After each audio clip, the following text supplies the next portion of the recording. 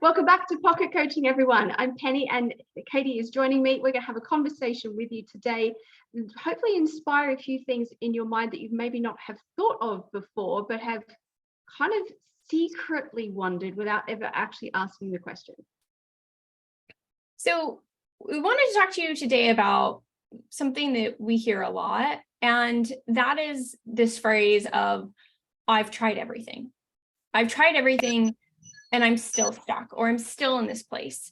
And I hear this a lot from folks that I work with on the human side when they're talking about their health. And when we dig a little bit deeper, say, okay, so let's tease that out. What have you tried? And it's usually a list of medication. And it's usually medication that manages symptoms for some kind of chronic disease or chronic symptom.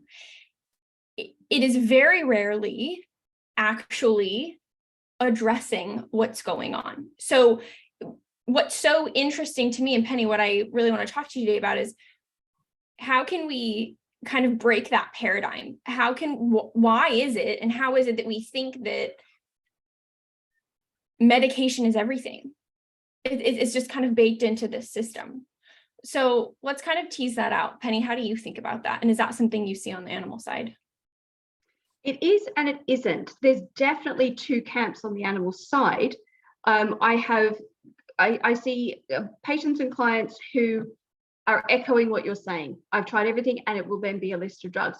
But I am actually really pleased to say that there's also this next generation, these 2.0 pet parents who genuinely have actually explored things like chiropractic, holistic homeopathy, herbal treatments, a list of holistic therapies. But there's still a block sometimes in the mindset because we're so trained. And further to your question that you just were posing then, why is it that we think that popping a medication is the answer? Because we've been trained to believe that. For the last 100 years, the only type of medicine that has been culturally acceptable, when I say that, that's the academic circles saying this is legitimate or this is not legitimate. They're not looking at the results, they're looking at a biased perspective of what they believe to be right based on a system that has been indoctrinated. Now, there are good things about that system, but like any one thing, it's not the magic solution for everything. So we've been trained for the last 100 years to believe that allopathic medicine, the model of a pill for an ill, is the way to do it, and that you manage your symptoms and try and suppress them to a point where it doesn't impact on your quality of life, but you just have to live with the disease. Like, you just have that now. That's it for the rest of your life. You'll take this medication forever. And the number of times I'm hearing that about, my animals and other animals is, oh, well, you just have to deal with that. That's it for life now, right? We'll try and manage these symptoms. We'll try and reduce the suffering. If that doesn't work, then we will play around with dose. We'll try something that has a different indication or whatever. And this is just in terms of solving the problem, recapturing health, and removing suffering, which is really the main thing. Right. So there are these two different kind of approaches, and what you're saying is the one has its place, but it can't be the only one. We have to have multiple modalities and multiple perspectives. So the one perspective works in an acute setting, right, where I just got in a car accident, take me to the emergency room, right, fixing me up in the moment. And the other setting is, okay, but it's a lifestyle disease, or it's a chronic disease where there's actually a lot we can do. You can't go back in time and prevent the car accident, right? But so it is an acute setting, right? It is fix, and then work on healing. Whereas on the other side, we're saying, well, what can we do to really address this imbalance?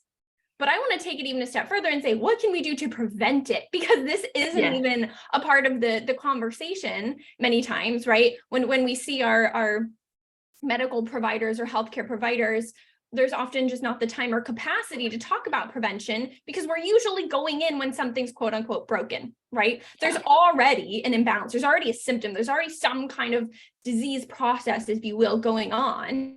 And so now we're trying to put out that fire versus saying, well, how could we have prevented it to begin with? And it comes down to many of the same foundational strategies, whether it's prevention and or addressing it once it's there. Yeah, and we need to be able to put out those fires. We need to be able to mend the broken arms. We need to be able to get rid of infectious diseases that require acute therapies or acute treatment. But realistically, that's not what most people are dying from. That's not what most animals are dying from. That's not what most humans or animals are suffering with. Those things they're here for a moment, they're there for a week, and then you're on the mend and you're getting better, and that's all in the past now. And especially if you've got an infectious disease, you now have natural immunity, which is fab, which means you're not going to get it again. It's a one-time thing. Whereas what we're looking at with chronic diseases, lifestyle diseases, degenerative diseases, old age diseases, the things we associate with getting older, they stick. And you need to